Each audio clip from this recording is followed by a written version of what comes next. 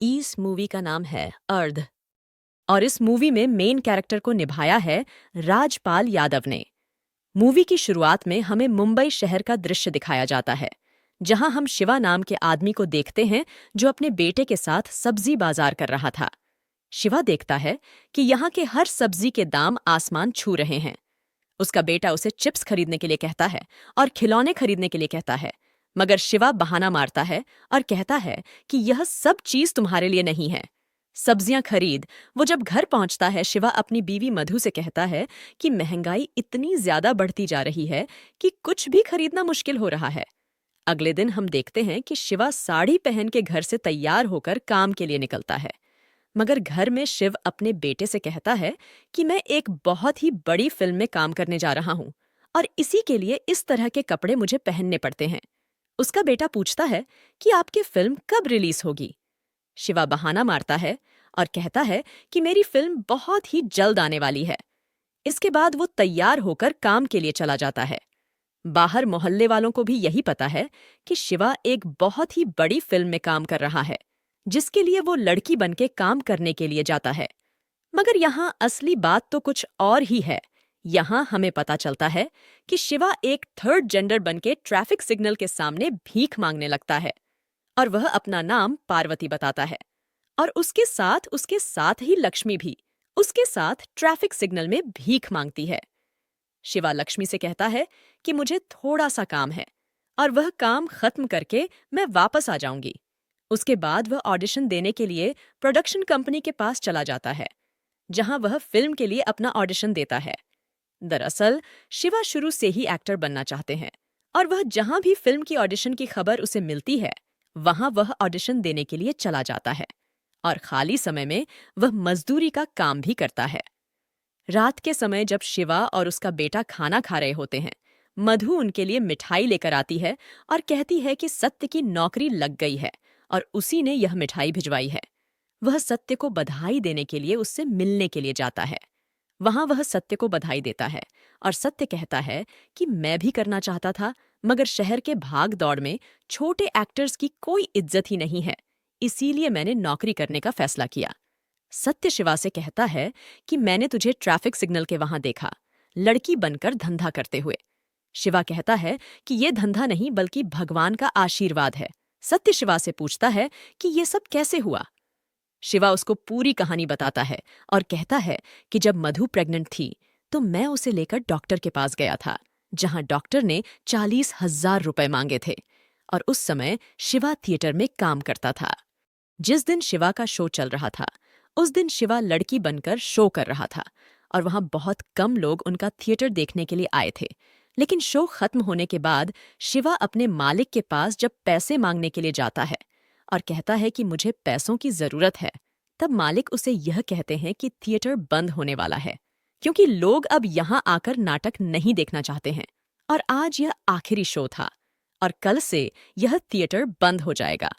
यह सुनकर शिवा शॉक्ड हो जाता है और घबराने लगता है कि अब वो पैसों का इंतजाम कैसे करेगा।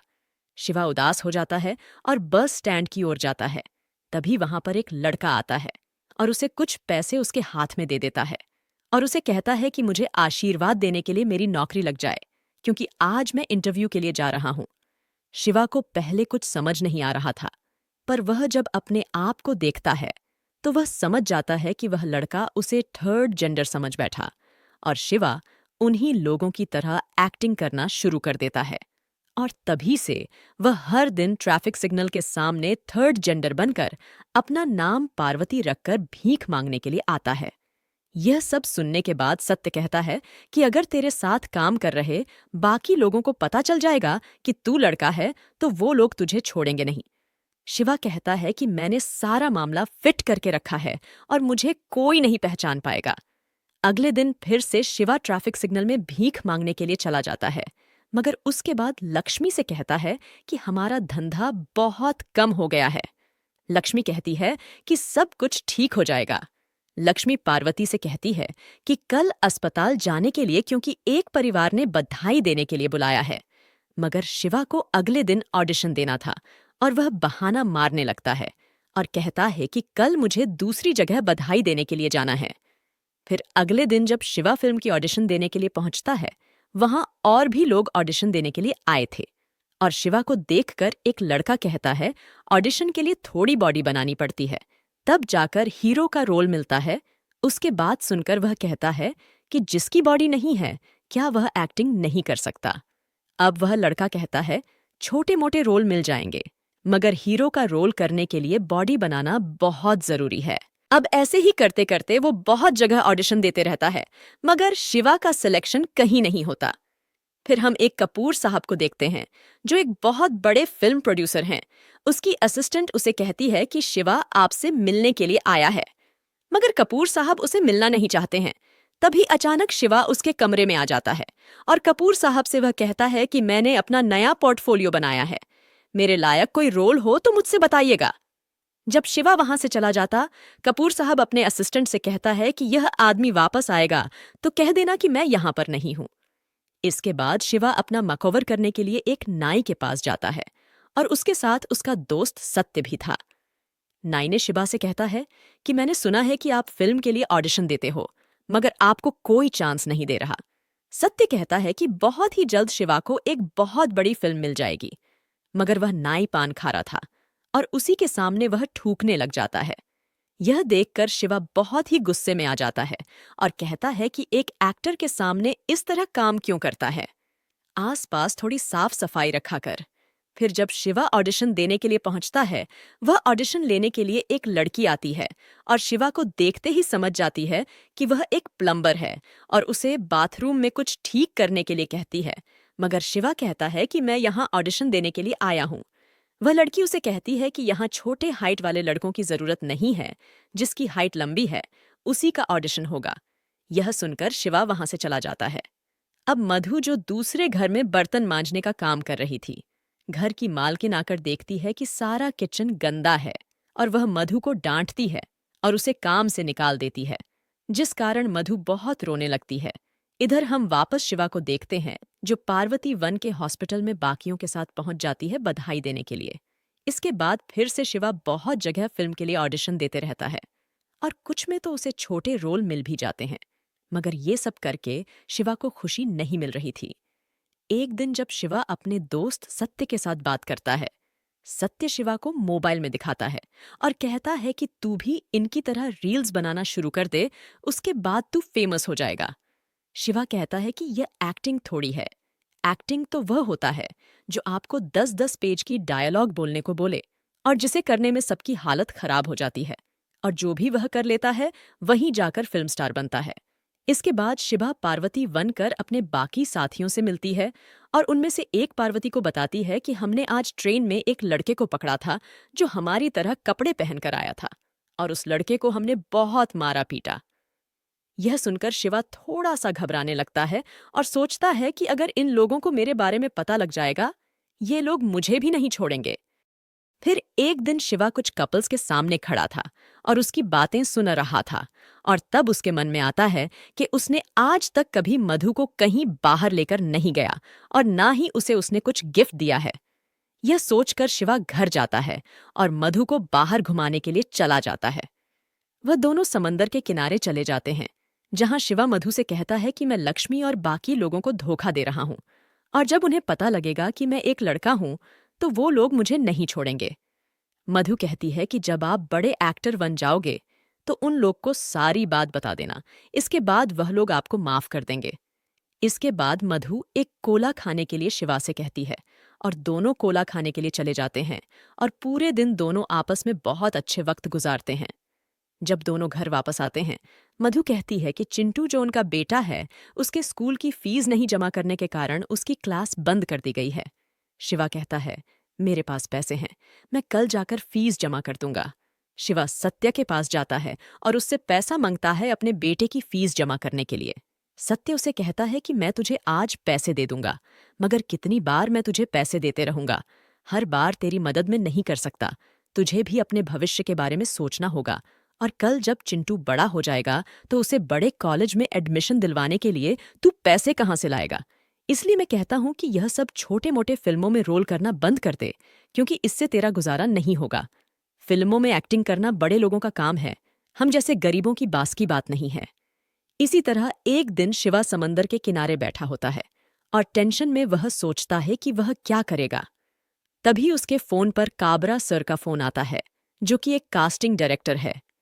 शिवा तुरंत उसके ऑफिस में चला जाता है। काबरा उसे खुशखबरी देते हैं कि तुम हमारे फिल्म के लिए सिलेक्ट हो गए हो और तुम्हें हीरो का रोल मिला है। यह सुनकर शिवा बहुत ही खुश हो जाता है। काबरा शिवा से कहते हैं एक नया पोर्टफोलियो बनाने के लिए 50,000 रुपए लगेंगे। यह सुनकर शिवा कहता है कि 50,000 तो बहुत ही ज्यादा हैं। तभी काबरा के फोन पर उसके प्रोड्यूसर कपूर साहब का फोन आता है और वह काबरा को फोन में कुछ कहने लगते हैं। काबरा भी कपूर साहब से कहता है कि मैं इतने दिनों से कास्टिंग डायरेक्टर के तौर पर काम कर रहा था और अब मेरा मन है कि मैं भी डायरेक्टर बनूं। शिवा पूछता है कि कपूर साहब क्या बोल रहे थे। काबरा बताता है कि कपूर साहब चाहते हैं कि उसका बेटा इसमें हीरो का रोल करें और जो कपूर साहब चाहते हैं वही होगा, मगर मैं तुम्हारे लिए अगले फिल्म के लिए सिफारिश जरूर करूंगा। और शिवा को इस फिल्म से वह बाहर कर देता है। शिवा रोने लगता है और शिवा जब घर पहुंचता है तो उस दिन शिवा का जन्मदिन था और केक लेकर पूरा परिवार शिवा का जन्मदिन मनाता है।